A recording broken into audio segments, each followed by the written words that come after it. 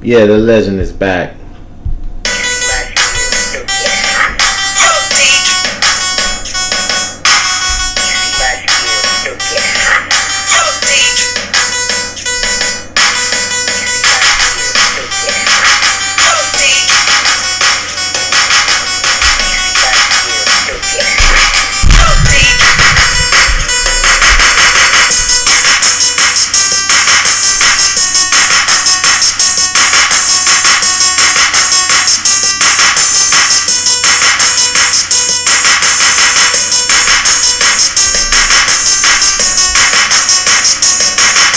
Yep, that's the title of the song today. Get hot, baby.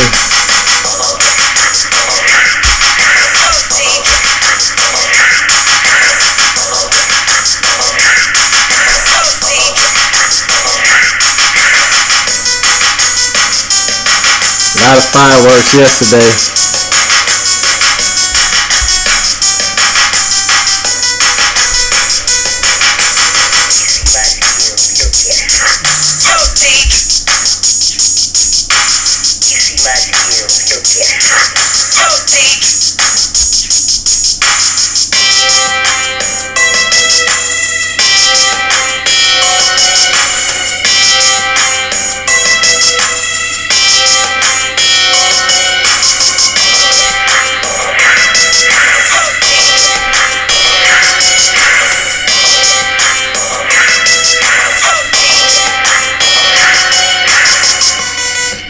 Rangers 13-5. Bench is clearing. Stroman gets hit hard. Framber looks mediocre in the Houston game. What the hell we had going on? Strider giving up home runs. Rodon, he ain't gotta blow no kisses no more.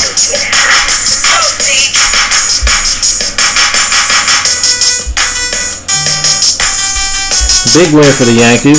We'll give them that. 17 runs in the Chicago showdown. Hey, we gotta get hot today, just like they got hot at the plate. Hey.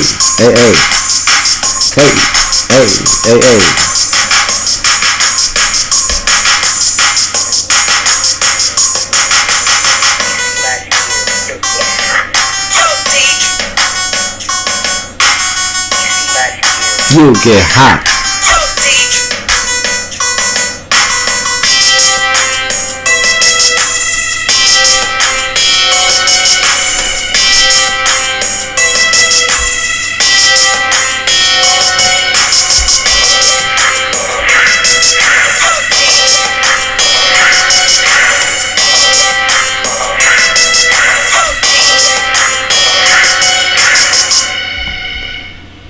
Hey man, thanks for tuning in. You know how we got to start off with a little rhythm to keep the rhythm going. Everybody trying to throw you out of balance. Some interesting games yesterday, man.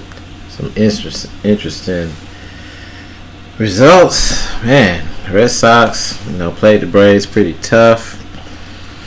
We had your old boy Strider on the mound. He wasn't enough. These boys get swept out of their nightmares by the Red Sox. Strider gave 26 fantasy points. Pretty much was one of the sole highlights of the pitching lineup. You paid a lot for him, $12,700. Gave you 6 innings, but again, when I broke down Strider before, his home run probability giving up, he gets a high probability of strikeouts, but he will give up that home run, man. So thank God that he can get you strikeouts. But man, you pay $12,700 for Strider, you're expecting easily 35 to 40 fantasy points, But mono versus mono, Devers got the best of him. He got a home run. Duvall, former Brave, he got a home run. So definitely, man, some inner ties between the Red Sox and the Braves. Atlanta having ties to them back in the day due to their heritage, and they definitely play each other hard. But good win for Boston in the NL East. NL East going against AL East, and right now they're 7 games behind Baltimore with that win. Atlanta, they're still 10 games up. Philly got a little ground. They won 2 in a row, and Atlanta dropping that series to Boston. They're down to 64-36. Still a good record, .640. So coming out the gate,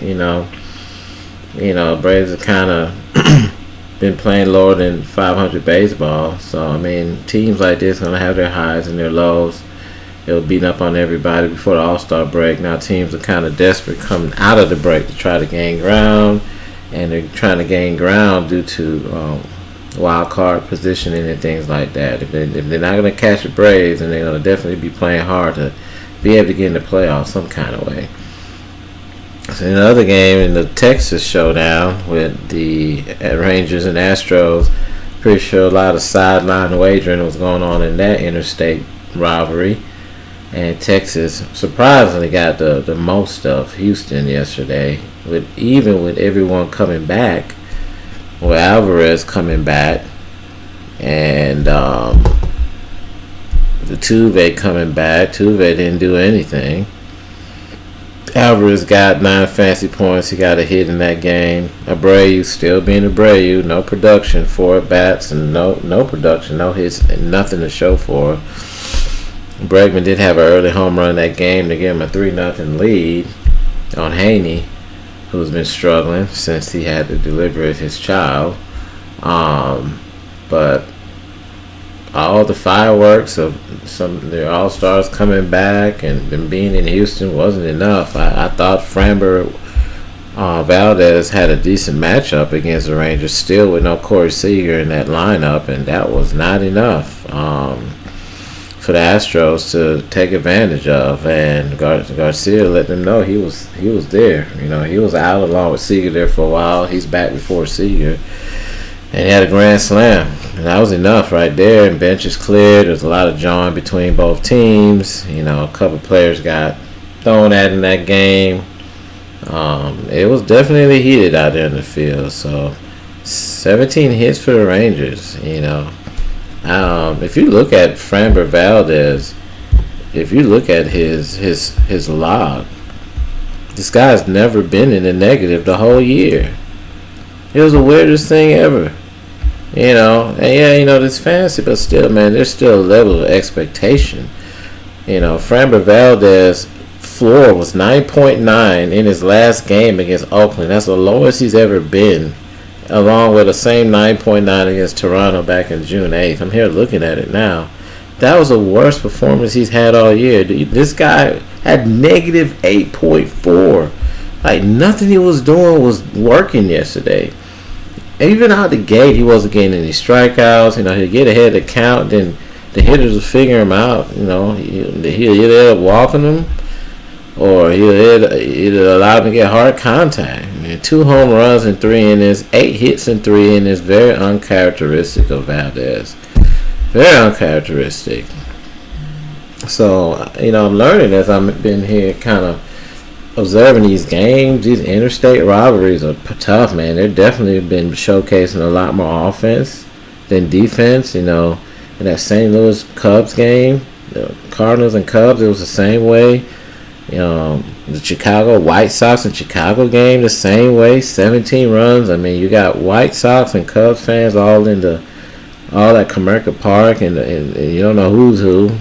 Same thing with the Yankees and the Mets. The Subway Series, right? That wasn't very high scoring because we've had some good pitching in that game, but still very competitive. And Rodon came back and redeemed himself after the kissing and blowing kisses and all that. But these games are pretty interesting, and I'm definitely registering everything that I'm seeing and taking these sample sizes into consideration, because it looks like the pitching these guys are coming up there hacking. I don't know if owners have bets against owners, or players got bets against players, or who can get the most runs on what. I mean, because the pitchers ain't doing shit. You hear me? They've definitely been embarrassing in the majority of the matchups. So if you cashed yesterday and you got Strider, most of the people who were at the top of the mountain, they had Strider and Rodon. That looks like to be the winning recipe, or either Strider and Bello. I mean, even paying $12,700 for Strider yesterday, he depleted a bunch of your salary, but there were some lower bats that didn't cost a lot that got you some production. Ian Happ was only $3,300 with 23 points. He had Master Buini had 12 points at 2,800. Suzuki has been kind of in struggling, but he came up with 13 points. I did roster a lot. I had a great lineup. The only thing is I took the pitchers. I took Valdez, who I thought had a good matchup at home. His log was looking very consistent. Had an anomaly game, and I had Stroman against the White Sox, and they took him to shred. Even though it's so funny, when Stroman came out the game, then everything started working in Chicago's favor. But there was some weird plays last night. I mean, we saw on a pickoff with Bellinger. I think Benintendi was a runner. When they had a White Sox caught off, and he got the ball, the catcher threw the ball to first base. He just looked at him and let him run to second base without throwing to the shortstop to tag him out. It was the weirdest thing I ever seen. Then we had a bloop single. The center fielder was coming in to catch the ball, and he couldn't find the ball, and it dropped right in front of him. I mean, there was just some weird plays. And then with the benches clearing in Houston, and Houston getting the lead early on there, and then Texas coming back and just smoking there till the end of the game. There's some weird turnouts, but not a lot of games today. I appreciate y'all, letting me kind of chime in. That's kind of how I like to start out. I know you get these other guys, when they come on, they go straight to the slate, but again, it's not like basketball where you're playing, the Wizards are playing the Heat, and then they go on in the next game, then the Wizards are playing Atlanta. These games are 3-game series, sometimes 4-game series. So it's good to know kind of what's happened the night before, because that might have a big play in what may happen today. So another opportunity, another day, another opportunity. That's why we have daily fantasy. We're gonna go ahead and break down. Hopefully, this stream wouldn't last more than an hour. We try to keep it under an hour, right? So we can go over to DK Live real quick. It's July 27th. They got a doubleheader going on here in Los Angeles. I think that game got postponed or something like that. So they're the first game on the slate today at 1:10. Ohtani's been in a lot of trade rumors, and then the Angels came out and dismissed those trade rumors. And the Angels just added a couple big pieces to their team. They got Giolito from the White Sox and Ronaldo Lopez. So those are two good arms they got. They didn't really give up much, but some cash, and I think with some prospect. I know the Dodgers got they released Syndergaard. And Syndergaard is leaving, and the opposing team got cash. I can't remember offhand. Cleveland, that's right. Cleveland when they got Syndergaard. So Ohtani, he's on the mound. How all the trade talks have affected him, we won't know. But I mean, we know players do listen to that stuff. So we'll see how he comes out, if he's ready to perform tonight or not. Angels have been watching a lot of baseball. They're actually third there in the AL West. I'm pretty sure they were scoreboard watching that Houston and Texas game, because they're 5 games behind Houston and 7 behind Texas. So that's why it was a lot of jaw festing going on, very competitive spirit, because in that Texans and Houston game, because they're 1-2 in the AL West. So a lot to prove, a lot was on the line. They've both been playing good baseball. Texas 6-4 in their last 10. Houston 7-3, according to the most updated source here on MLB.com. So a lot on the line for the Angels today. They're playing above. Most of the people here in the AL West have been doing good, with the exception of Oakland, which is understandable. Seattle 6-4. They're playing very competitive. They're against the Twins. And the Angels have won 2 in a row, 7-3. Again, Houston 7-3 in their last 10. Texas, big win last night, 6-4. So AL West is kind of cooking. So we all know about Ohtani.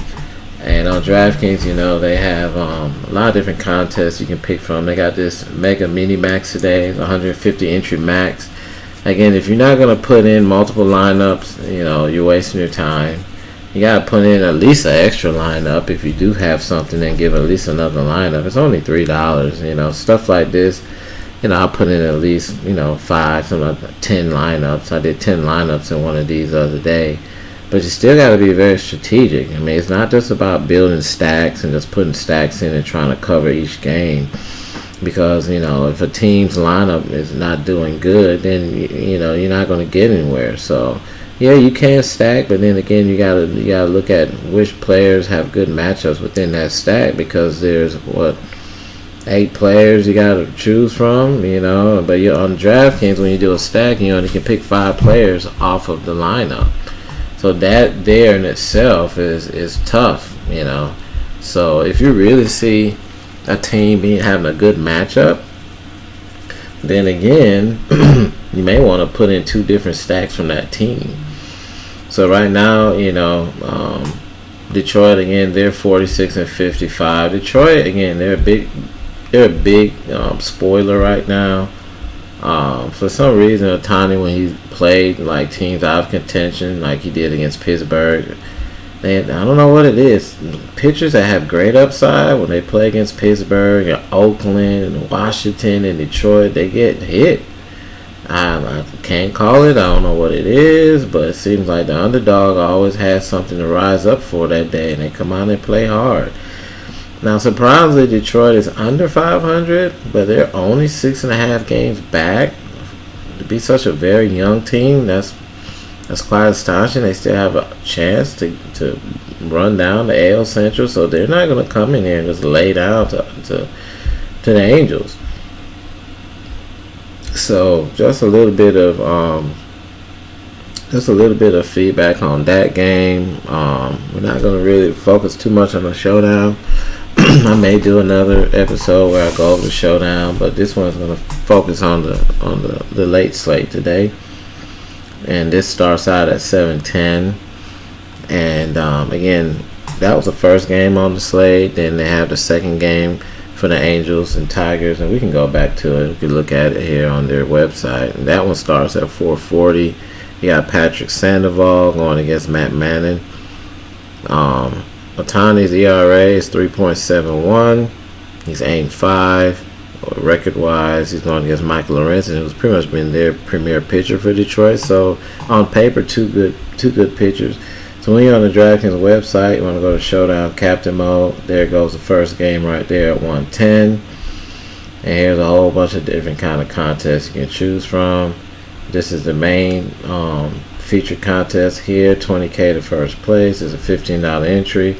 4,705 possible slots to be filled. This contest will fill up. When it fills up, that's when everything becomes pretty much locked in. It's a guaranteed prize pool, so regardless if it fills up or not, they're going to pay out what they say they're going to pay out. So here, you got Ohtani as the top salary pitcher due to his upside and strikeouts, and then Lorenzen. So they got both pitchers. The reason why pitchers are always the most salary, because they can always, if they're having a good game against strikeouts, getting out of the innings, they're going to keep your money. They're going to keep you moving. But you're going to pay a lot for them in the salary position. Now, if you put a batter in your captain position like Baez, the problem is that if he goes 0 for 4, you get nothing. You're not going to get anything. He has a couple of donuts here in his last log.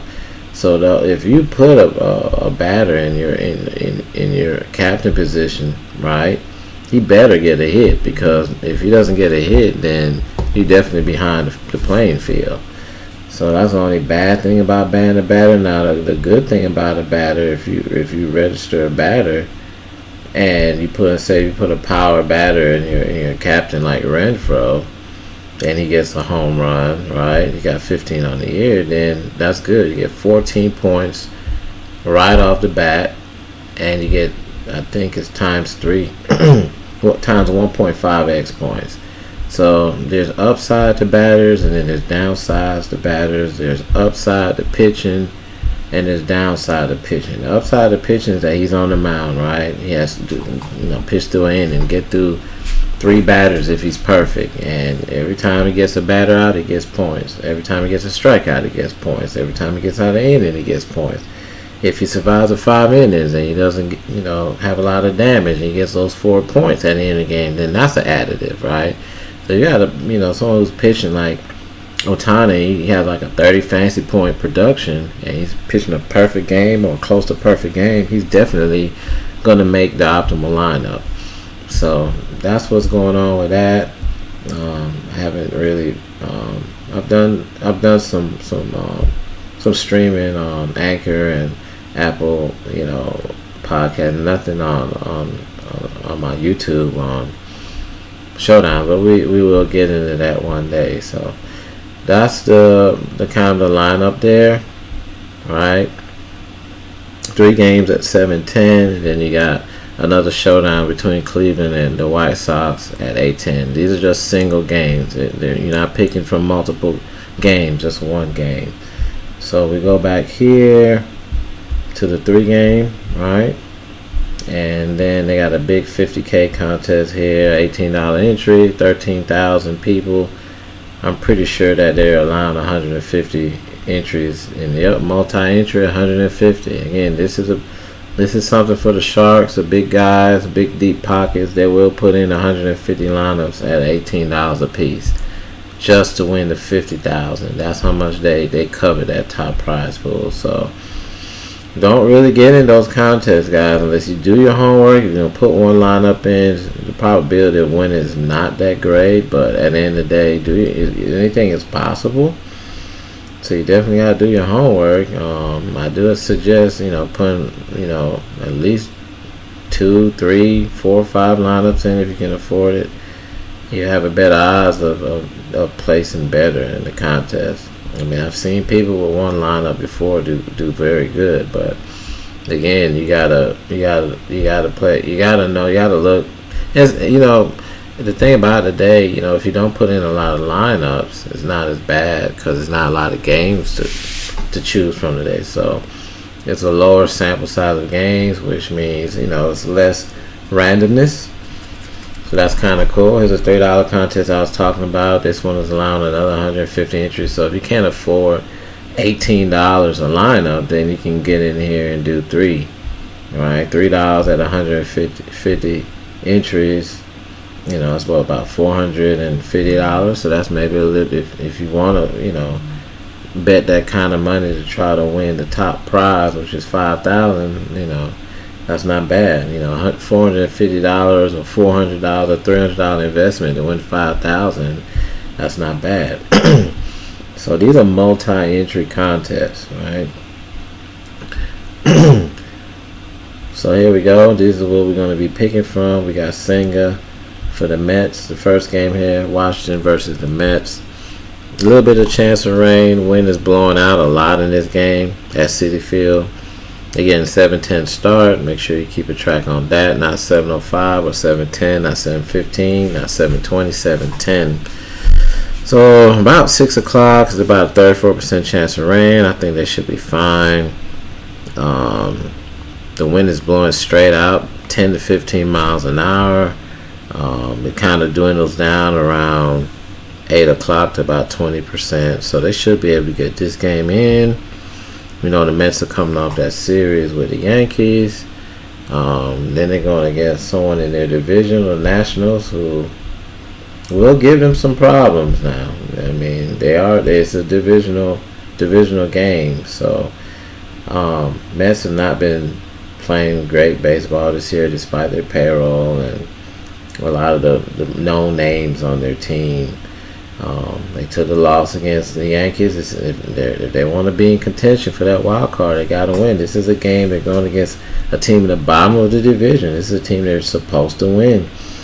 By Washington, in their last 10, they're playing good ball. They're winners of their last 2. They're far behind Atlanta, but in the games back, if they're looking at their performance against the Mets, they're only about 5.5 games behind the Mets. So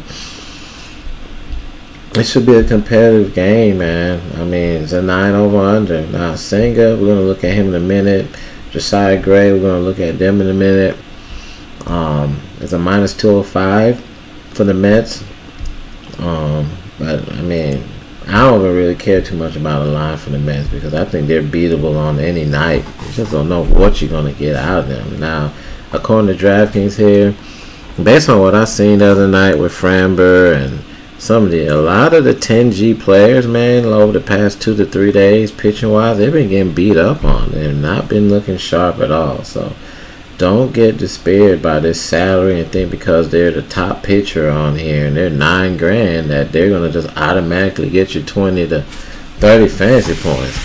That has not been the model for success over the last couple of days. It's been very bad. So we know the Mets are favored. Senga's been pretty admirable on the year.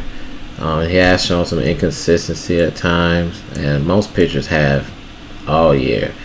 You know, no pitcher's really been lights out. I mean, even the other day with Joe Ryan and what's the other guy? He had 11 wins. There was some guys, man. In the Tampa Bay game, Eflin, 11 wins, man. He just looked minuscule on the mound. So it's very frustrating when you try to allow a pitcher to show his talent, and you know you have to pick from a $50,000 salary base, and you put these pitchers in hoping for a ceiling game. They just come out and look bad because pitching is what. It can win. It can make or break you. You know, it can make you look very good when you got the pitcher on the right night. And when he's giving up runs, it's about time to look forward to tomorrow because it's really not. Unless you're bad, you got like 2 or 3 batters in your lineup that got over 25 points. It's hard to come back from a pitcher that's in a negative deficit. In his last game against Boston, and again, we know Boston on any pitcher that goes against Boston. If he gets Boston on the wrong night, like we saw with Strider yesterday, they can hurt you. I mean, they got some players up and down that lineup that got pride when he put a bat in their hand. And, you know, with Duran and Devers, they got Duvall there. Even Ref Snyder coming off the bench, he's ready to hit. They got some good players on that team. As their pitching has not been as consistent as needed, but he only went 3 innings against them. He gave up 2 earned runs. Not his greatest performance. Again, he didn't kill you by being in the negative. Against the Dodgers, he held his own. 6 innings. They're going to get some hits. They're going to probably put one over the fence, but he had 9 strikeouts. 9 strikeouts. So, I mean, the Dodgers, they can be very aggressive at that plate, and that aggressiveness can hurt them. Just because they're a winning team, you know, that doesn't mean that their batters don't strike out. He had 12 strikeouts into Arizona. So, I mean, let's go to our statistics and see what we know. I already know Washington, they don't strike out a lot, man. They're 2. So, that doesn't bode well for Singer, that Washington doesn't strike out a lot. As he went against them this year, what did he do? He had 7 strikeouts. He had 4 walks. He gave up 2 earned runs. Washington, you know, they had a couple of power batters in their lineup, you know, but they're not known for their power. They're known for when they get players on base, they can, you know, get multiple players on base, possibly load it up, and they're good at bringing them in. They're good at batting runs in, but not hitting for power and slugging. He took the loss, 5 innings, you know, get 5 hits in 5 innings, gave up the earned runs. You know, he still got your 15 fantasy points. He was able to muster out 7 strikeouts, which is pretty impressive, you know, against a team that doesn't strike out. So how does he pitch at home? At home, the first thing you want to look at is the ERA, 2.5. He had 9 games at home. All right. In the 50 innings pitch, he's given up 32 hits, so about, you know, almost a little, you know, about a hit every other inning. 5 home runs in 50 innings pitch. So what we saying here about it? Every five innings he gives up a home run. 66 strikeouts. So again, he started 9, exactly the same amount. 9 games on at home, 9 games away, and he's done much better at home than away. So I mean, what you gotta look at, you gotta say, okay, he's a top-rated pitcher. He did have a good sample size of strikeouts. The pitcher's better at home. Now the next thing we gotta look at is that he throws right. So we gotta look at Washington batters and see who hits right-handers very well. Because again, when we look at what we looked at on covers, the over/under in this game is 9, so that's sporting more offense. Okay, now you want to look at how the Mets are playing at home. Right now, they're a game over 500, so they're not good traveling. 24-32 at home, so they're leaving the Yankees, coming back home. They need to win. So we got the starting pitcher for the Mets pitches better at home. We got the Mets batting better at home. And I believe the weather conditions is favorable for hitting today. If we can, and the wind is blowing out. So everything is saying that, okay, this guy is $9,000. Everything is lining up right. Everything looks good. You can drop him in there. All right. Again, he took the loss against them the last time he played. All right, so he didn't go 6 or 7 innings, so they got him out the game. His ERA is about almost around what he averages now. For 9,000, you probably expecting about anywhere from 18 to 22 points. And he's coming off 2 no decisions in his last 2 games. So he's hungry for a win. I mean, he has an opportunity to get 10 wins this year. I'm pretty sure if he does that, he has some kind of incentive in his contract. So he has a lot to look forward to in this game and being competitive. And it's against a team that can give him fits, but it's against a young team that he should dominate. But that's fantasy. You don't know what's going to happen, man. So all you can do is look at the numbers and go off of what you think makes sense. Add a little fantasy into it. So we're going to look at, if any of these batters can be successful today. And if their metrics are looking low, then by all means, you can roll out Singer today. All right. So most of the times, lefties should take advantage of righties. We got Candelario, Abrams, Smith. They got some lefties in here, man. So we're going to start with Candelario, who I think is most likely like the culprit.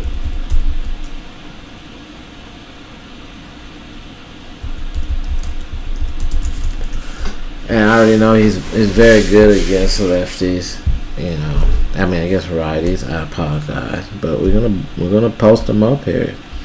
He got 16 homers this year. These guys are always dangerous in the right moments. So they're traveling away. He's batting .268. He got a higher slugging on the road. On base percentage about 33-34%. Again, we already know more home runs from against righty. Look at that, 13 slugging .524. Situational, he's good, man. Runs in scoring position, .970 OPS, .592 slugging, 4 homers. Bases loaded, not too great. Running in scoring position with 2 outs. He's tough to get out. So Candelario, if anybody can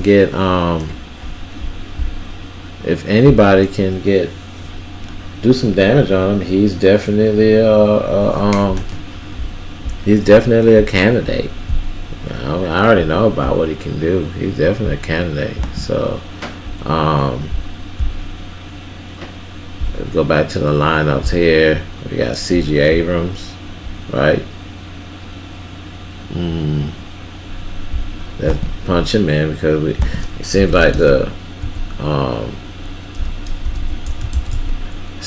the Sharks are kind of liking this guy. I've seen him in a lot of big timers lineups, and I played him a little bit over the last 48 hours. Hadn't given me the same production yet, but he's learning the game. He's young. He's 22.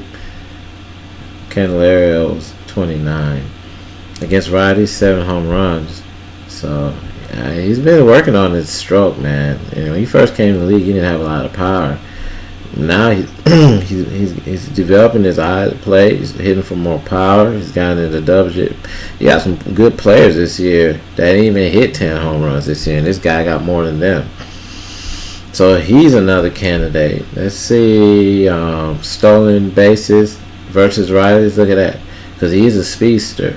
So he's got 15 stolen bases against righties. So if he gets on base, the analytics department for the Nationals, they're going to send him. They're sending him a lot against righties. Night does a little bit better during the day than at night, but numbers still are pretty admirable. Now he leads off, so when he's up there, nobody on, nobody out. .608 OPS, .322 slugging. Not the best average. The OPS is not bad. But again, he's not a big power guy. But look at this. I mean, if the bottom of the order loads him up for him, he has 8 at-bats with the bases loaded. He's done very well. Not bad with 2 outs. Overall runs in scoring position, not the greatest average.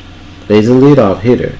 So what you want to look at in leadoff, how does he hit with nobody on and nobody out? Not bad.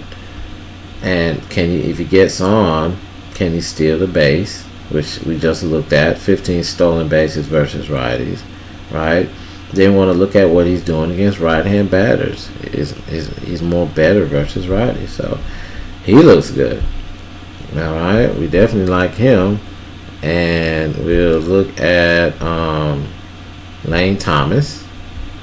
And we'll see what his log looks like here over the past few days. Let's try to get Lane Thomas here. So, not quite. Nothing in double digits. The Colorado series didn't do him any justice. Had very mid-level performances, so maybe going to New York might do him some justice. Let's look at his splits. 26 at bat. He's batting .269. His slugging, with power want that more around 400. No homers. Got 2 doubles, 7 hits, and 26 at bats. So his average at PPG is 8.9. He's giving you his average. So since he's faced New York, he hasn't been terribly bad, but he's going against their ace today, right? So let's see what he looks like. Now he's a righty. He's not a lefty like Abrams and Candelario, but he's one of the more standout hitters.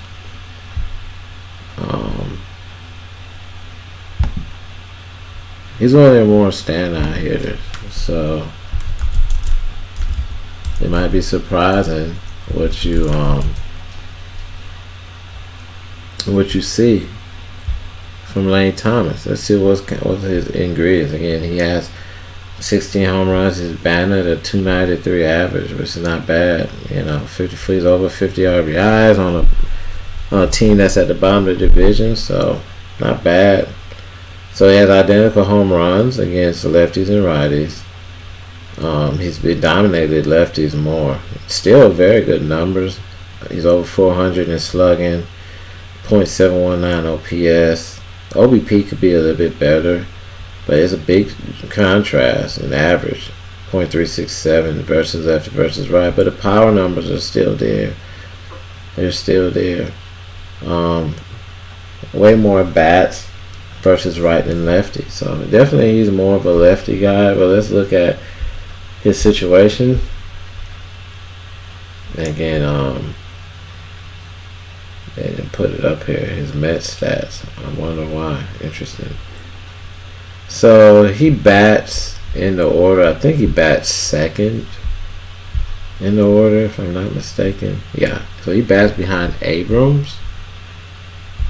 And let's say if Abrams doesn't get on base with nobody on, But this one's no on and no out. So he's doing good with nobody on. I can't really speak for no outs. If Abrams gets a double or triple, something like that, slugging is still there. I mean, he's an ingredient to why they've been able to put up runs in certain situations. Alright, so let's see how he does when he gets ahead of the count. .982 OPS, slugging is there. Does he get aggressive? Yes, he does. 2-0 count, 1.0 OPS, slugging over 500. A 3-0 count, look at that. So he if you get behind the count on him, he can hurt you. He's 5,100. That's why he's 5,100, right? And if we look in Senga's game log, he's had a 3-walk game against Philly, walk 2 here. He had a 4-walk game against Pittsburgh, 5 against Toronto. Again, he gets them strikeouts, but again, that walking has been an issue with him. Look at that, 4 against Colorado, 4 against Washington. So when you walking people, that means you're getting behind the count. Okay? And that's not good. So that's why the over. See, this is what Vegas looks at and why they depict 9, 9.5, 10 over under lines. Because you said, well, why is the over under high? Is because it's about the pitcher has some flaws. They have to find out where the flaws are. You know, and the flaws are okay, is he getting behind the count? Is he walking batters? And then does the opposing team have batters that are very aggressive when they're ahead in the count? And that produces runs in the game, and that's what produces the game within the game. And why you see these top-rated pitchers, they get knocked around in the game because they have one bat. All it takes is one bad inning, and then the manager has to come out like Dusty Baker did and take Framber Valdez out of the game after the 4th inning. So very good breakdown there on Washington. You know, I'm just going to look at their more talented players. I'm not going to go over everyone in the lineup. This guy can definitely be, Dominic Smith can definitely be an issue. I remember when he was with the Mets. He can definitely give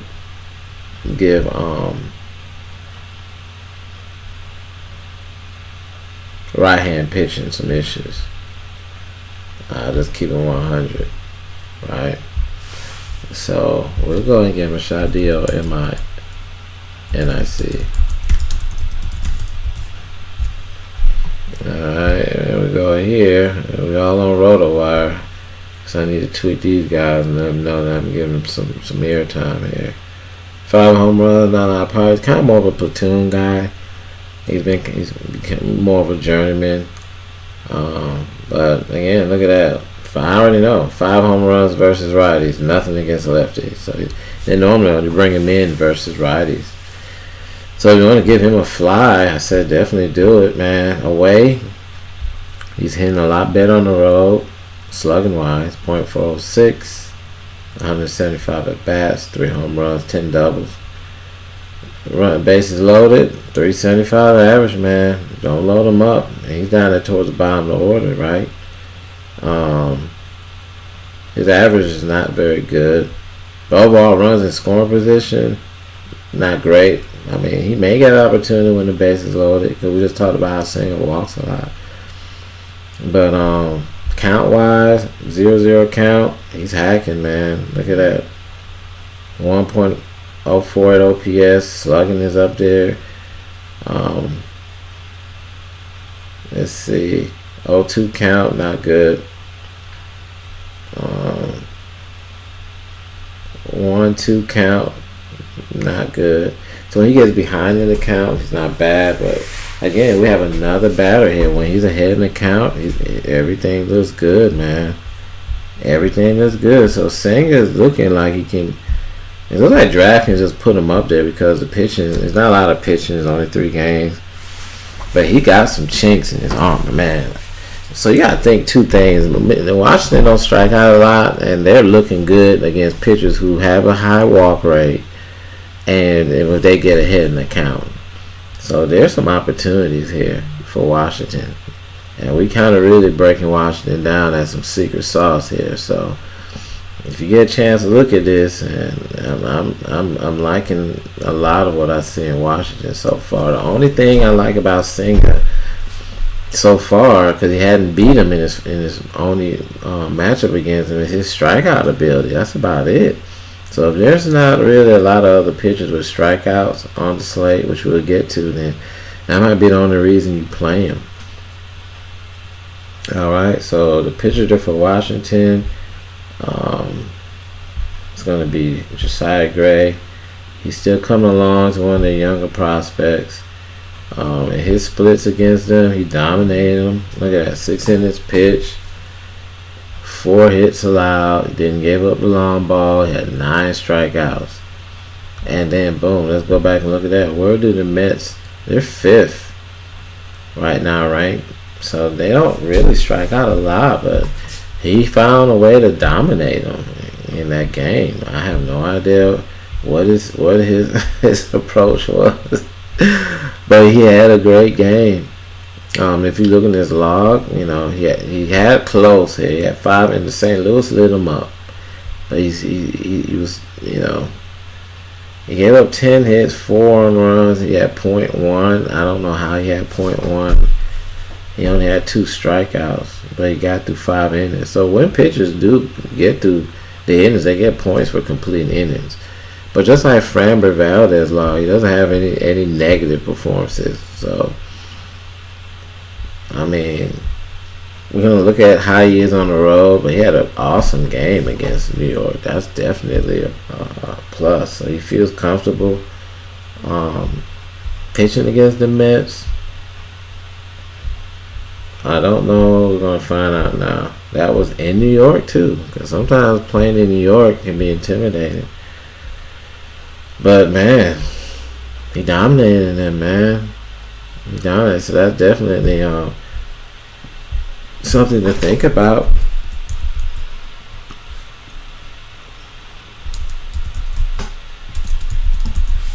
I mean, he's definitely worth a shot today with his prior performance against the Mets. And the Mets coming off a loss. We know they need to win, but sometimes losing can be contagious just as winning can. And they might be losing hope this year. So, they got Alonso on the lineup. They got Lindor as a switch hitter. So, I mean, right now, he's looking from a power standpoint. He's giving up a little bit more to righties.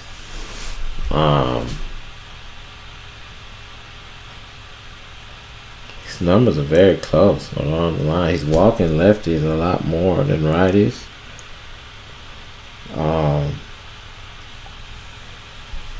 Strike percentage is about the same. Alright, so at night he pitches a lot better during the night than at the daytime.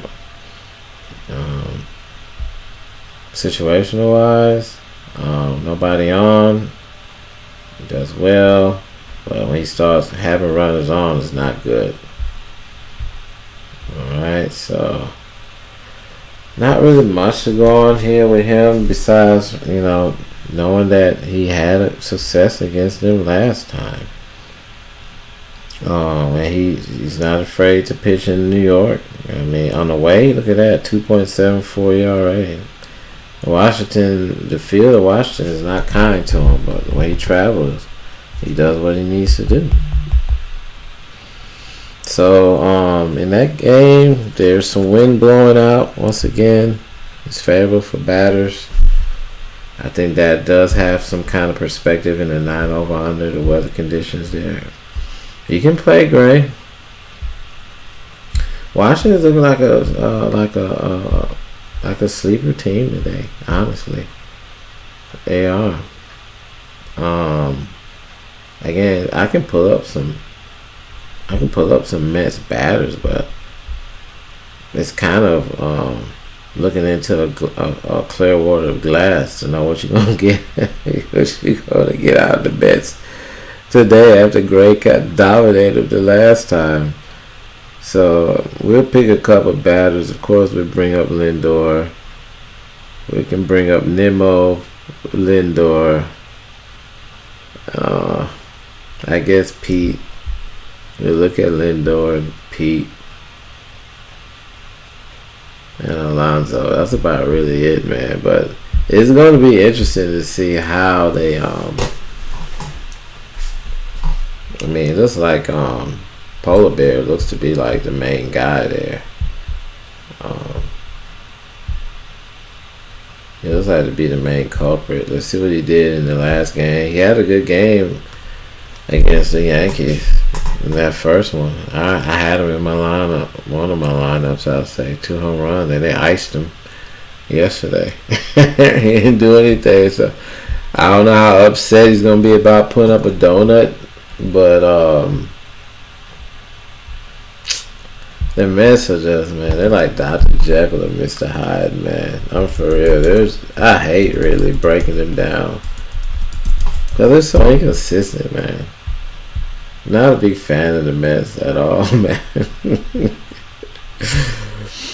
Oh, man, they're like a trick, you know what I'm saying? So Pete got 28 home runs. He's trying to get into that 30-point range. Yeah, I told you. He's probably one of the few people that might catch him. 21 home runs versus righties. Slugging's there. This is average. It's bad this year. But he's all power, man. You know, he's won a home run derby before. He bats better at nighttime. He's decent with runners in scoring position. He's a one player. If Josiah Gray starts out rusty, they might be able to turn this thing around early. Let's see how he is, man. With the count wise, he's up there hacking with 0-0. Very good. Not bad at an 0-1 count. Not good when it goes down to 0-2 though. He's dangerous though. I mean, 2-0 count, very dangerous. He can be very aggressive, man. So this is someone that Josiah's gonna have to. He got lucky with them stats in the first game. I don't know if it's luck, but I mean, based on what we see here, you know what I'm saying, for him to contain him the way they did, it's going to be interesting to see if he duplicates the same performance. But let's look at it. It starts at the top of the order with them. Lindor's closing in on 20 home runs. Again, 62 RBIs is not bad. Again, he's better from the left-hand side. So now you got Lindor better from the left. And then you got Alonso better from the right. So that's a good 1-2 punch. He's better at nighttime. A little bit average-wise. If he comes up with nobody on and nobody out, decent numbers. He got a 500 slugging. And he does pretty good when runners on. 250. Points slugging is over 400.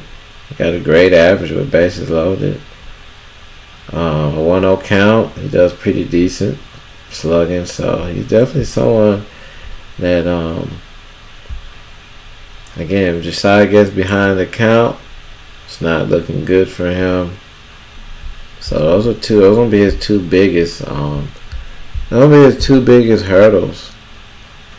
Okay, in that game. So right now, I see a lot of runs. I can see a lot of runs being produced by both these teams. Just looking at the situation,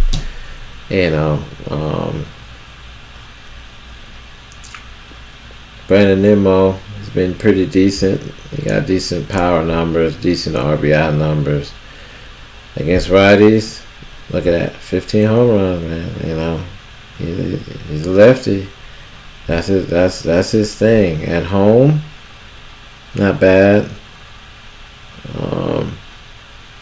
At night, he's a day guy, but we'll take those night numbers. Now he leads off. He's slugging. He's over 400. Not bad with runners in scoring position, but he's tough with 2 outs. All these guys, the key to when you watch this game is if the pitchers are getting behind in the count. Trust me, if the pitchers start getting behind in the count in this game, it's gonna be a long day for both pitchers. Long day. Both top of the orders look good here, guys. Both of them do. Both of them do. So based on covers, they got them at minus 205. They're in the 200s. Alright, so let's look at Nemo. Look at that, 4,800 for Nemo, man. That's crazy. 5,200. So if you're doing like a Met stack today, and you're going up against the odds, right?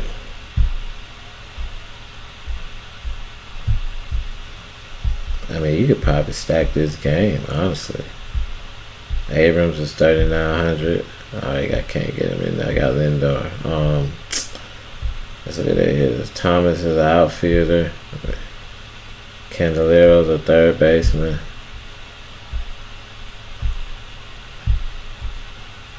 Well, we don't know if we're going to keep Senga in there or not.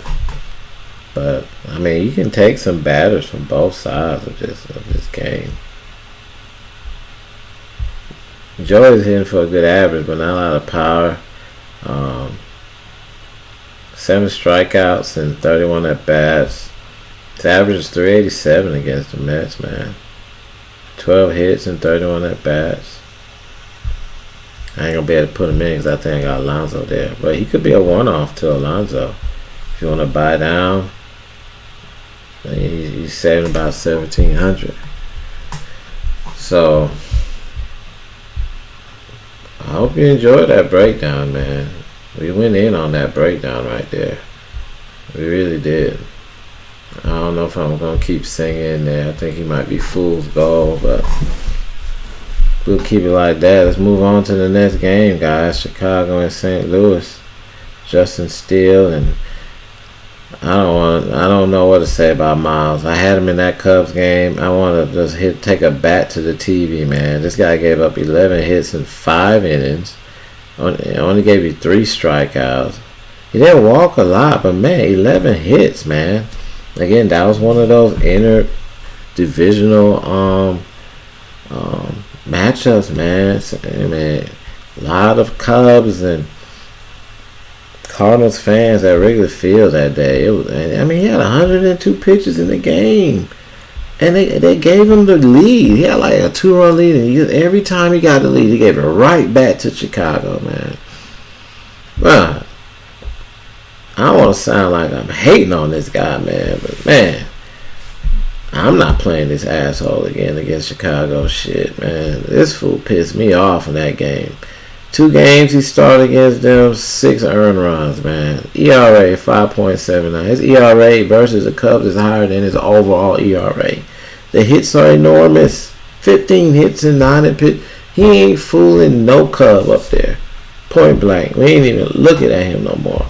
All we know is Mikolas is a righty. If he come out and beat you, it's just a fucking game within the game shit, man. That's all I can tell you. It's just I don't know. He's a clone up there on the goddamn mound. That's all I can say. We got Justin Steele. He dominated him. I believe he did. Look at that, 22.3, 6 earned runs in 18 innings pitched. Whip is not bad. Batting average is admirable. ERA under 3 at 2.95. He owns a 3-0 record against St. Louis. St. Louis, let's look at the statistics where they rank. They rank 13th in strikeouts. They're above the field in strikeouts. And the Cubs are below the field at 23. But that's what I'm saying. Mikolas couldn't even get any damn strikeouts against them. And they do strike out. You only had 11 hits? Man, come on, man. That game was very frustrating to watch if you had him as one of your pitchers. The only thing that worries me, I'm a big law of averages guy, and what worries me is this 3-0 record. I mean, for him to beat them 4 games is pretty astonishing. I'm pretty sure in their camps, St. Louis is trying to find a way to beat this guy. And they haven't figured it out yet. Now, he has given up 6 earned runs in 18 innings. They've gotten their fair share of working them. But either he's gotten a lot of run support or he's just been finding a way to sit them down. In this game right here, 27.9. That was back on June 24th. He had 8 strikeouts in that game. In the last game, he had 9 strikeouts. It was a 4-3 result. He gave up 2 earned runs, didn't give up the long ball, but he's been sitting them down. He's been sitting the Cardinals down, even for them ranking in the upper half of strikeouts, not striking out that much. He's been dominating out. When he was in Chicago, which is more of a hitter's park, they gave him run support in that game. It was a 10-4 game, and I think he had 3 strikeouts. But he got run support. So when he takes a mound, man, it seems like, he's their ace, right? Seems like they're believing in him. This game right here is like a game where, man, you gotta have insurance. Just it's like you might have to put a St. Louis stack in just in case they find a way to finally beat him. This is weird to say, man. I mean, this is the kind of things I look at when I watch these law of averages. If he beats St. Louis 4 games in a row, he needs an award for that. They might just crown him in Chicago because, Chicago fans don't like Cardinals fans. Just keep it 100. So, I mean, his average is pretty admirable there. He's a lefty. And I think Goldschmidt doesn't do it. We think that he would do good against lefties. However,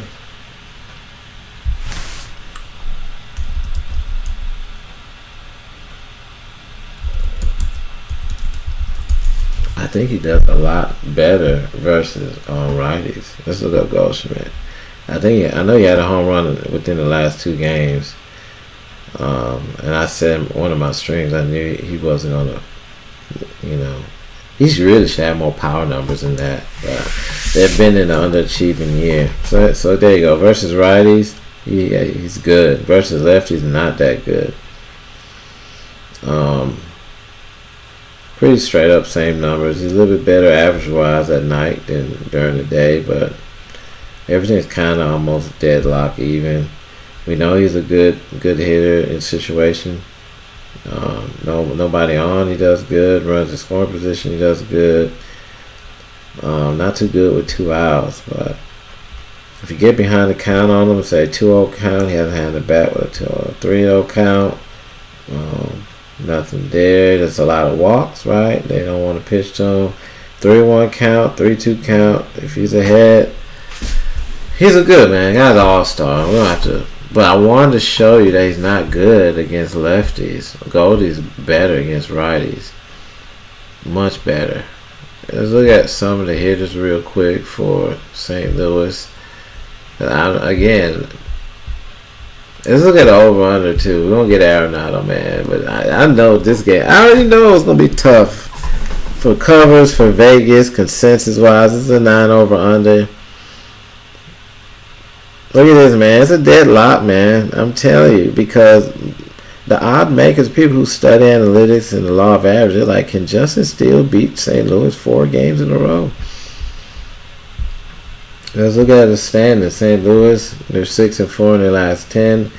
Both teams are playing good ball, man. There's gonna be another slugfest. It could either be, Steele continues his reign and he's holding St. Louis down, and Mikolas comes out and redeems himself after the last game. But I'm not impressed with how he located the ball. He doesn't look like he has the stuff to really keep Chicago down. They seem like they knew everything that he had going on the mound. I don't see that changing today. So I'm not putting a lot of stock into Mikolas. I'm not putting a lot of stock into any of St. Louis bats, honestly, the dominating. So it's just that curiosity of what if, what. I mean, the thing is though, in order for them to win, they gotta stop. The pitcher can't give up runs to Chicago. So by saying that, I feel like this is gonna be a big offensive turnout today. You know, I think Mikolas definitely gives up at least 2 or 3 runs. Steele, I know they're gonna come at Steele a little bit more, but it's not. I don't know if it's gonna come from Goldie.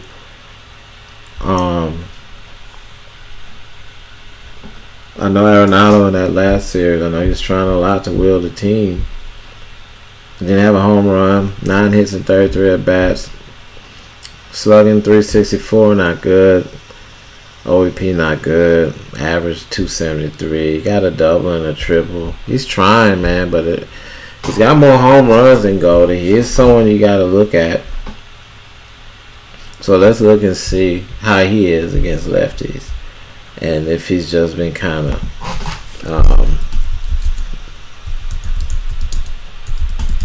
missing by inches a little bit, you know.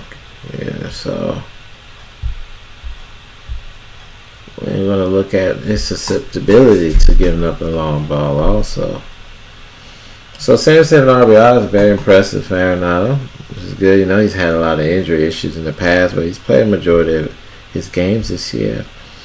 And versus lefties, he doesn't have a lot of sample size. He has 303 at bats. He's seen a lot of right hand pitching, but not a lot from the left. But his slugging is still over 500, decent average. OPS is higher versus lefties, so there is some success ratio there versus left. Right? Does very well during the nighttime. Very well. They're playing in St. Louis. So how does he play at home? Very good. 921 OPS, over 500 slugging, over 300. So if they're going to be able to get at this guy, Arenado's going to be in it. Arenado's going to be part of the success. Alright? If he pitches around him, 1-0 count, dangerous. 2-0 count, dangerous. You get behind Arenado, 3-0 count, 3.600. So, Arenado's looking good, man. Now, what I want to say, here we go back to the pitching with Steele. And you know the sad thing about Mikolas, you gotta say with that, based on that performance he had the last game, he can't go nowhere but up, right? I mean, he had what, .01 or whatever the hell he had. So, shit. I mean, if he does worse than that, definitely St. Louis losing the game. So one thing I like about Justin Steele is that he doesn't walk a lot of people. Look at that, that's impressive, man. Only 1 walk in the last game against them. His last start, 1 against Boston. Nothing against Milwaukee, 1 against Cleveland, 1 against St. Louis again, and that's a recipe for success. Don't give batters a free rein on the base because things become more situational now. You have to hold yourself accountable for somebody that you let on the base that didn't earn it. So on the road, let's see. Away games, very good. I mean, he got a 10-3 record, so you know he doesn't have too much chinks in his armor, but winning record, 3-1, 37 hits. His hits allowed is less than his innings pitch. You know, he's not perfect, he's human. He's giving up 3 home runs. You know, doesn't walk a lot. So, I mean, at a glance, I mean, everything looks good in his last 10 games. You know, could be a little bit better. He's 4-3. He's going against a team that's being dominated. So, I mean, if we start watching St. Louis come out here and dominate him, then again, that's an anomaly, man. They've made some adjustments. They're probably waiting on their pitch. They're not trying to be very aggressive. Again, this one's going to be tough. Even with Mikolas looking bad against them, they still give them a 50-50 consensus to win the game. So that's very interesting right there. But, you know, with the sample size of the pitching that we saw between Gray and Senga, I will say that I would definitely go with Steele again. I mean, hopefully he just doesn't wake up and feel bored. Like, damn, you know, I've beaten this team 3 in a row, and he lets his guard down. But there's a level of concern for me that St. Louis doesn't want to have an 0-4 record against this guy. I have a feeling that they're going to find a way to get to him some kind of way.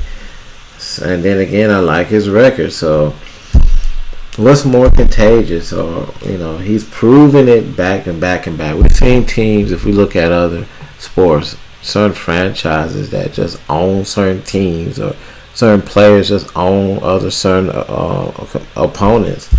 You know, until you can beat them, you gotta roll. Until St. Louis can beat them, you gotta roll with them. That's just how I look at it, man. You know, Chicago's coming off a very good game yesterday. They're hitting the ball good, and they're finding ways to win. So, I guess I'll answer my own question. While I was breaking this down, I was trying to figure out what the hell I was going to do. But that's it, man. I mean, gotta roll with him. I think Bellinger had a great. Bellinger was hitting the ball good in that last series against the White Sox. He was just hitting it at people, but 11 hits and 34 at bats. I mean, he's seen the ball good, guys. He's seen the ball really good. I think he's definitely somebody. He was on the trading block there too, but he's been playing so good they kept him. I know the Yankees were looking at him. Nico had a good game yesterday against the White Sox. 21. Nico's been playing out of sight right now. You know, there's a lot of hitting in that series, man. So he's slugging with .385. 6 hits and 26 at bats. He has some room for improvement. I think Dansby did some damage against Mikolas last time. Yeah, man. Dansby averaged .464. I mean, Swanson is looking good. He didn't do anything yesterday, so today he might be eager to get back in that box today and make some damage. They may try to knock that guy out the game, Mikolas, early, man. I mean, honestly.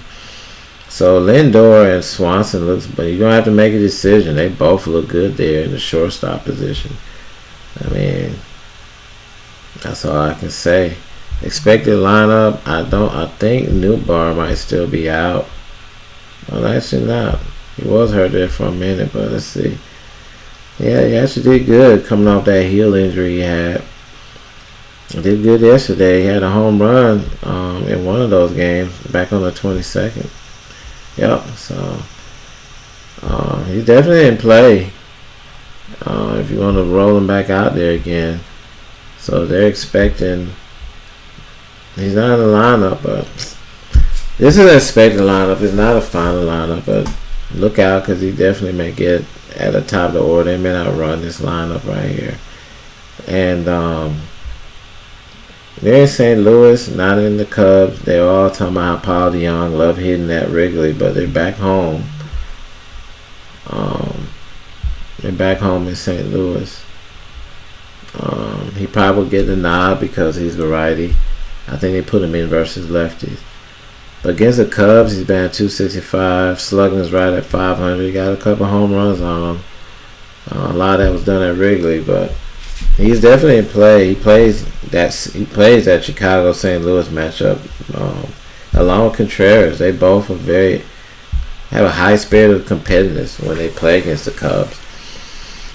He did get hurt there for a minute, and he came back. You know, not outstanding numbers, but trust me, he's going to be ready to play against the Cubs at home. So definitely get a little bit of Contreras. You know, they traded him when he was with the Cubs. Now he's with St. Louis. So St. Louis, like Arenado, I always love to watch Contreras spirit in the box against his old team. And I mean, he has a 1.006 OPS against the Cubs. He's still looking for that long ball. He might get it at home. At home, he's batting .241. You know, pretty subpar numbers. You know, they're about the same, but it's just something about when he plays Chicago, he turns into a different player. So yeah, we looked over a few of those guys there. You know, I like Bellinger a lot. Morel in that series, kind of looking at splits here. We look at Morel's always in play. You want to kind of look at him. He had an average of 385. Morel was looking very good again in that series. And the White Sox, you know, he had 2 good games. He's gonna get a lot of RBI opportunities. But this guy, I mean, he's developing to a really good player for them. Let's see how he does against right-hand pitching and situational. I guess we can look at Hap. I had Hap in my lineup. He's a switch hitter. So versus righties, look at that. And that's where a lot of his power is, man. Guy's great, man. At nighttime, not bad numbers. He's a little bit better than the daytime, but still very good numbers. He does very good with runs in scoring position, man. I mean, he's definitely in play once again. I mean, he's going to be going up there hacking, man, for real. So, I mean, Morel definitely, I mean, this offense for me, man. Morel looks good. Swanson looks good. Suzuki kind of struggled a little bit, but we'll look at Ian Happ real quick. And we look at all this now. It's up to you to put it together. You know, you should be able to kind of get to some pitcher because it's not like, you know, you're going with any $10, $11, $12,000 pitchers today. It's only 3 games, so once you figure out your pitching, you should be able to get to most of these hitters that we're here looking at. But we both know Ian Happ is better against righties. Okay, at night, better hitter at night. His slugging's better against righties, so I don't think he did that great against St. Louis, Nikolai, but let's see. 9.4. Actually, he did good, man. He had 2 home runs. So, again, man, we know they put up a lot of runs yesterday, but Chicago's stack is warranted, man. I'll probably run some St. Louis bats in here. You know, when you got only 3 games, it wouldn't be surprising to run, like, players from the same game in your same lineup. Because there's a lot of bats. There's a lot of good offense in these first 2 games I've already seen. Gomes, catcher. I think he had a decent series against St. Louis. I mean, he had a 1.10 OPS, man. He didn't do much in his last couple games. He's not a big power guy, but he can. I mean, he had 2 triples in one of those games against St. Louis right here, back on the 20th. So he's juiced up. So, hey, man, I don't know Wisdom. Wisdom been kind of platooning a lot. I don't know what's going on with him. He didn't play yesterday, so he did get hit in that series. But all the Cubs batters were lighting St. Louis up, man. You know, St. Louis pitching is bad, though. When you think about Mikolas and Wainwright, man, their pitching is that's the reason why they're where they are, man, honestly. The pitching is not good, man. I mean, Flaherty, look at this. Look at their pitching. No, they ain't got nobody except for Montgomery, who shouldn't be 8,700 either. Over 9 or 10 grand. You got Matz, Wainwright, Mikolas, Flaherty. I mean, their pitching is horrible, man. Pain in the ass, as we say. So we're gonna move on from that game, man. But let's looking at that, man. So we got Cleveland and Washington. Cleveland was in trade talk rumors yesterday. They get your boy from the Dodgers, Syndergaard. He just hasn't looked good in a Dodgers uniform this year. He hasn't looked the same since being in a Mets uniform, honestly. So hopefully that trade works out for him. Let's go to DK Live. And that Cardinals game, guys, it's all good. I mean, no precipitation. It's going to be hot as hell. 100 degrees is what they're saying there. It was muggy in New York yesterday. The New York is going to be about 90. I think the precipitation is kind of cooling it down a little bit, but it's going to be very, very hot on the mound at Busch Stadium. Again, 100 degrees, 102 at 7 o'clock at night, 100 degrees at 8 o'clock at night. I pray that those pitchers don't melt like an ice cream cone. All right, at Cellular Field, it's going to be much better. This game starts at 8 o'clock, so the sun will be already pretty much setting. More than 70 degrees, so not too bad on the pitchers on the mound. That heat, you got to kind of look at that. That heat might definitely affect those pitchers in that Cubs matchup. Maybe that's what the issue was with Stroman yesterday. He looked like, man, he had a lot of sweat on him, man. He was struggling with the heat yesterday, honestly. Got Tanner Beebe on the mound for the Guardians, 6-2 winning record, 3.04 ERA. Got Dylan Cease, 4-3, 4.04 ERA. So another Cleveland and Chicago, not too far in proximity domestically on the map. So probably a lot of fans traveling to the game from Cleveland to Chicago. As you saw, Chicago White Sox fans come to the game yesterday for the Cubs. So a lot of White Sox tickets probably being sold over the last two games. We know Cleveland has a lot to play for right now. They had a big offensive showing yesterday. Remember my favorite player, one of my top 3 favorite players in the league, Ramirez, had a great game. So they gained a little bit of ground on Minnesota. They're 2 games behind them. These two teams are in the same lineup. Now the White Sox are about 10.5 games behind Cleveland, and they lost. They had the game. They were ahead. Lance Lynn allowed them to get some momentum there and tie the game up. He's kind of on the chopping block in Chicago. He's not looking too good right now. He used to be their ace back in the day, but he's slowed up a little bit, man. So White Sox need a win in the worst way. I don't think they're going to get anywhere, though. I mean, 12.5 games back at this time is not the best position to be in. Cleveland is playing 6-4 in their last 10. Bibby's been pretty decent on the mound for him, 7,200. He hasn't played against him this year. If we look at his traveling wise, he's done not the best. His ERA is not that good on the road. 6 home runs and 37 innings pitched. That's a red flag, man. Home and away is very important for pitching. Pitchers, they have certain fields based on the way they pitch. If they're fast 4-seamers or they're 2-seamers or they're a splitter or like kind of Stroman yesterday, you know, he relies more on his breaking pitches and stuff, his sliders. Field conditions and park conditions affect pitchers a lot. When you see a pitcher drastically has more than half of a differential ERA from his home to away games, that's a red flag. So once again, the White Sox don't really have a lot of strong lefties in their lineup. I mean, Grandal's not what he used to be from the left side, even though that kind of more his power side. But they got Benintendi, you know, it's kind of weak up there at the top.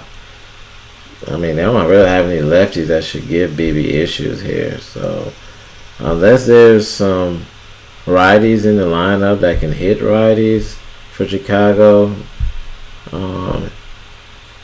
you got Tim Anderson. You know, he's trying to do whatever he can. His power numbers were disappointing. Again, you know, but he's trying to do what he can to get his average. But that's a former batting champ there. You know, he used to hit for over 300 easily. Looking at Bibby's, we get to see. We're looking at Bibby log here. I want to look at walks. Didn't walk Philly.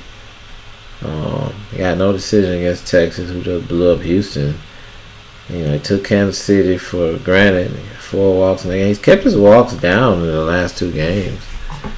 You know, if it was for that home run in that Texas game, he might have won. Hasn't been giving up a lot of hits. He's been pitching good, man. He's been pitching good. The only problem is I don't like him traveling. He hasn't faced the White Sox, and let's see when the last time he won on the road. He actually beat the Cubs on the road, which is impressive, and he's picked up. Actually, no, that was at home. He had no decision against Texas. He beat the Cubs at home, and he beat Arizona at home. Not very impressive though.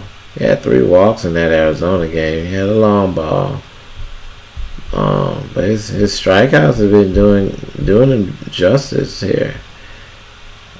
San Diego lit him up, but I'm not impressed with San Diego. They're so lukewarm. So we're looking at these road games. Mets 8.9, 12.5 against Minnesota. He's not his best on the road, man. Only thing though is that the White Sox are not playing good ball. They're at the bottom of their division. They don't really have a lot of good left-handers in their thing. So, and Cleveland has a lot to play for right now. I mean, right now you got to kind of see the other players salaried above him can outwit him. So Cleveland loses Adam Rosario. He goes to the Dodgers, and so he's shipped out. So I'm not certain we're gonna play shortstop for him, but I'm pretty sure they'll figure it out. I like Andres Gimenez here. He's definitely due for a good game here. He always tries to get contact, and he'll steal the base from time to time. I like Cleveland. Let's see what Covers has to say after I've been analyzing this here for a minute. And they are favored. Actually, they on consensus they're favored, but interestingly, White Sox is minus 120. I don't know. And it has to be all Dylan Cease. I don't really see anything else with that, man. But Cease is a righty. And we know about Ramirez. Again, he had a great game yesterday, 42 points. Hasn't looked good against the White Sox guys. 12 at bats, only 1 hit. So White Sox is kind of, oh my God, man.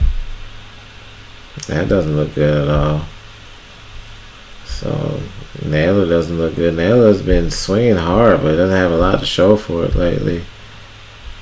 So that's some kind of concern there. Looking at the top of the order, Kwan's been doing his thing. He hasn't looked great though. 3 hits and 20 at bats. So these guys don't really look like they like playing against the White Sox. Then their bottom of the order gets very, very below average. They're a big question mark. Brennan and Miles Straw and all these other guys. So when you see a lot of leading bats not doing good, the surprise may come from the bottom of the lineup, honestly. It looked like Josh Bell got a day off yesterday. Yeah, he did. So he'll be back in there against Dylan Cease, who's a righty. But again, none of these metrics look good at all versus the White Sox this year. Nobody looks good at all, for real. Bo Naylor, he might get a start. He didn't hit yesterday, but he hasn't played against me. He looked good against Kansas City in that one game they played him. So this is very interesting. I don't see a lot to get hyped up here for. Let's look at Cleveland's. Their road record is 28-24, so that is a 1-up for them. But I don't see this being like a very high offensive game. I really think the over/under should be less than 8.5. I mean, Dylan Cease is a pretty decent pitcher. So let's go over to Dylan. I don't see a lot of fireworks for Cleveland. All I can say is I can recommend probably, you can continue to go with some of the power lefties like Naylor and Ramirez. I'm not certain if they're gonna run Fry back out there again. He had a good game yesterday, but he bats right, so he might not be in that lineup. Gimenez, definitely, I like him. He should have more opportunities now in that lineup now that Rosario is gone. But I would play all lefties and see if you get lucky. Now we'll see if like Bell, Gimenez, Naylor, Ramirez, put the lefties in there, see what happens. Roll them out there, man. We're gonna see what Cease has been doing good, what he's been doing bad. He has a winning record, not by much. He got a lot of Ks, 138 Ks. And he took care of business against Minnesota. They doesn't give no run support. But Cleveland don't strike out a lot, man. So he beat the Braves 8-1 when they came here to Atlanta. I mean, so he's been pretty admirable this year. I mean, he hasn't had, look at that, his last bad performance was against Tampa Bay. That was back in April, a long time ago. But he got a lot of 20 spots in here. 26 on Minnesota, 21 on Atlanta, 28 against the Angels, 23 against a tough Texans team, 23 against the Dodgers, right? He almost had 20 against Houston. A sorry team like Kansas City takes advantage of him. Tampa Bay is pretty tough on him. So when you look at like Tampa Bay and like Kansas City, like they probably got to him because of maybe their left-hand batters, in the lineup, like Melendez and people like that, and the seasoned veterans. He gave up, appears to be 9 hits in that game against Kansas City. Again, a lot of these pitchers, man, that are good, they pitch down to the competition. Tampa Bay got a lot of good lefties in their lineup. Who else gave them some problems? Oakland, again, they got Seth Smith, I think Rooker. They have some good lefties. Noda, those are lefties there in their lineup. So that's probably the only really chink I've seen in his armor, man, when I look at what the teams he's struggled against. Versus Cleveland, 3.65 ERA. He's giving up 2 long balls. He's pitching 12 innings and giving up 5 earned runs. So I looked at some of them hitters with nothing really there, but he hasn't pitched the best against Cleveland. Only 13 fantasy points in 2 games. So load up on the lefties with Cleveland, man. I mean, there's opportunity there for sure. Do I recommend roster him? Yeah, you can roster him. I don't recommend not playing him. I mean, Cleveland just came off of a trade that may affect them. That's why they had to set Rosario. Rosario not being in the lineup might affect the outlook on that team. It may strengthen the clubhouse. It might not. I don't know, but I think Cease definitely has some opportunities. He's pitched good, man. It's just he's on a sorry team that can't get him runs or when he needs them. It was only a 2-3 result in Minnesota in that non-decision. They lost by I don't know if they won that St. Louis game, but that was 8-7. A lot of close games here. No decision against Miami. He pitched good, 2-1. He could have easily won the Miami game. Could have won the Detroit game. A lot of close games. So he gives his team a chance to win. Cleveland should win this game based on what we see, based on BB being on there, based on them having a good game where they played yesterday. But the White Sox coming off a very disappointing loss, so they have a lot of issues, pitching until Cease gets to the mound. So maybe this again they could pull out due to Cease being there. It could be another close game, guys. Seems like every time Cease takes a mound, it's a close game. So I'm not writing the White Sox off in this game. I think they could win, but the reason I think they can win because BB's his road record is not that good. Splits. He hasn't faced them, but away games, 4.38 ERA, 6 home runs versus 1. That's a red flag, man. I know he's in my lineup, but I could easily pull him out. But this could be a game where the White Sox finally we gotta win. Losing 5 in a row, that's not good. The way they lost yesterday, I don't know if they're mad or not. They're gonna take their frustrations out on them, but Their expected lineup, let's see.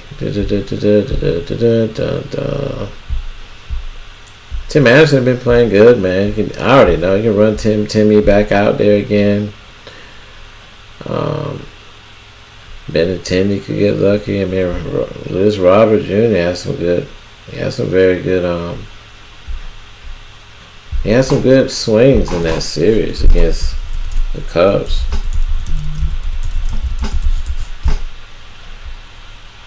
Let's see how he does against righties. He has 28 home runs, guys. He ain't no fluke now. If he was on a better team, he'll have better stats. Trust me. If this guy was like on Houston, he's an outfielder. I mean, if he was like on Houston or like if he was on the Dodgers, like to play one of them outfield positions, like what Peralta plays or something, man, this guy would be killing it right now. 22 home runs versus righties, man. And he does good against lefties. He's an all-around good player, man. Look at this at home. .917. He likes playing at home, man. Nighttime, he sees the ball a little bit better than the daytime, but not bad numbers at night. He's doing what he can in situation. 3-0 count. Doing his thing. Again, not too good. 2-0 count. 1-0 count looks good. When he gets behind in the count, he's good. 0-1 and 1-0 count, that's when you want to look out for this guy. Even a 2-1 count. 3-1 count. So he's worth it, man. If they're gonna do something today, he's gonna be part of the rally. Let's look at Eloy. A lot of people look over Eloy. Eloy is a big part of a lot of their wins this year.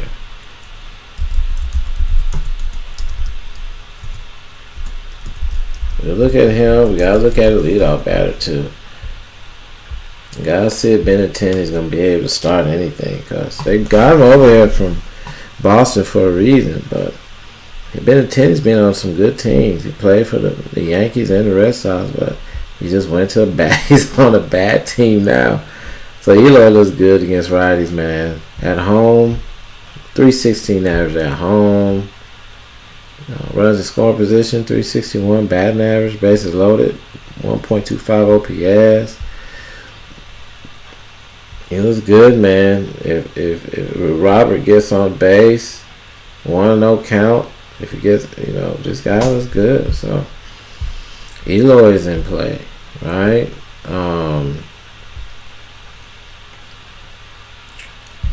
The strikeouts.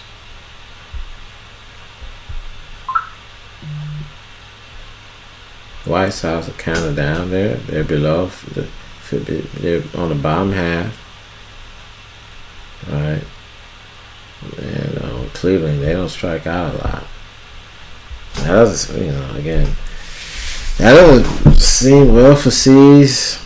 They make contact, so I don't like the road record for BB. I think out of the two pitchers, I'll go with C's, honestly. At home, it's about neck and neck, man. He's giving up more home runs at home. He has a winning record away, so you're battling against home and away games, but his numbers are kind of very similar. Overall, even though he's giving up the long ball a little bit more, Cleveland's not really a big long ball team. They just don't strike out a lot, so that factors out. So I mean, out of the two, and I remember I've seen DLCs at home look kind of rattled, man. Yeah, he's been a little bit better, but his game log is good though, man. It's pretty good. He handled Texas at home pretty good. He's went against some good teams and done his work, so he can get you anywhere from 15 to 25 fantasy points, but I just don't see any strikeout upside here. So I'm not really liking any of these pitchers. I don't see him getting a lot of strikeouts in the game because what Cleveland is, they're ranked number 1 in strikeouts. It's tough. I know prospects are going to have something on him for strikeouts, and it's going to be tough to really depict that. I'll go under. In strikeouts. He doesn't pitch good at home, and they don't strike out a lot, so that doesn't pose well for him. I don't like either of these pitchers. I don't see them getting to their full potential here. I think Steele has a better chance to get to his full potential, but you got to pick one other pitcher. I don't like Mikolas. Cleveland away, they're 23-27. The White Sox, they don't do good at home, 21-27. So at the end of the day, I guess you gotta go with even though I don't like this guy's record, Senga, it's something about Senga, I don't know, man. He's $9 grand.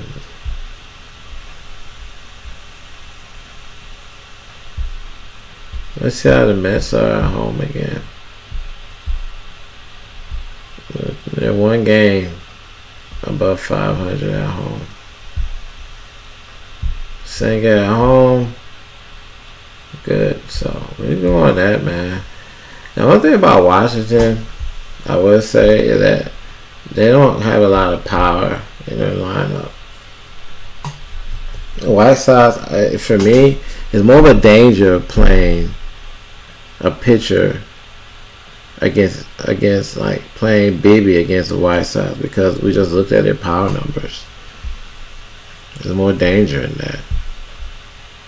So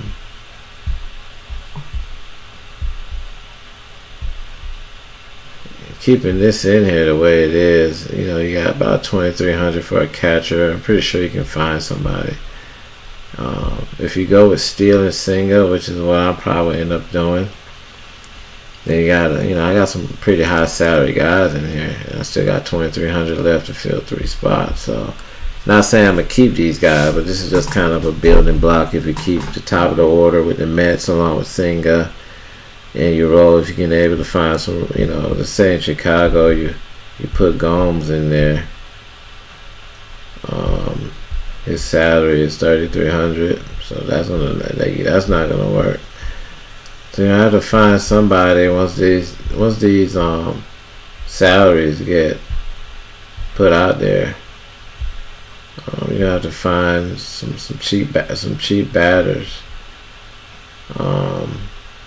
Grandal, so only people who could probably start under 2,300 is, it's not a lot. So we don't have to kind of see who's in there, man. Honestly, Nizer might get a start, Amaya might get a start, Zavala might get a start, Naylor might get a start. So there's some candidates there. Outfielders.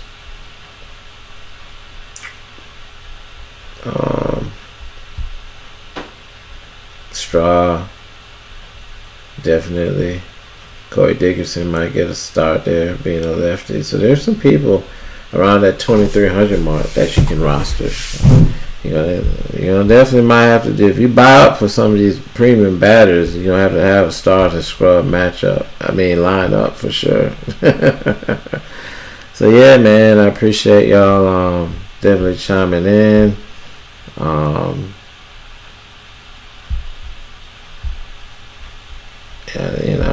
Again, I think I said I was going to do Benintendi. We'll put Benintendi in there as the last one.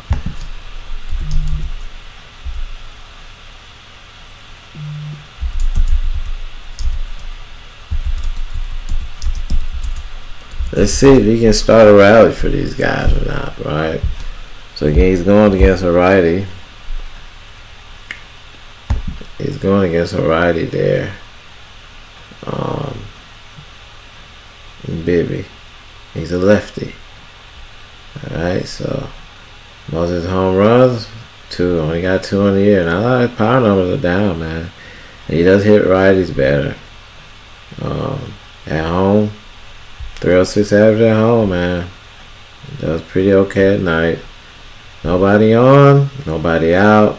Average could be a lot better. Slugging, he's not a power hitter, so nothing really to be happy about there. He does do good with runs in scoring position, so that is a good thing. 0-0 count, 3.340, right? Again, we're talking about a player you're looking for to possibly just get hits, to get on base. Stolen bases 12, all against right-hand pitching. Okay, so we know that both these guys are righties. So Benintendi's in play if you're gonna do a White Sox stack. Benintendi, he's only 3,100. He's definitely in play. He's definitely in play, guys.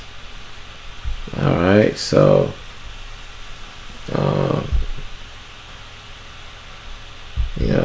if you had a way of selling Nemo versus Robert Jr., Robert Jr. definitely. So, man, it's going to be interesting. It's going to be a great 3-game slate tonight, man. I look forward to tuning in. Hope y'all, again, like the podcast a lot. Thank you for continuing to follow my consistency and so on like that. And I look forward to taking something down tonight. If I do, I'll go ahead and post it. I ain't going to say if. When I do it and how I do it, I'll definitely post it up there on Twitter, guys. All right. So y'all take care, man. Have a good one.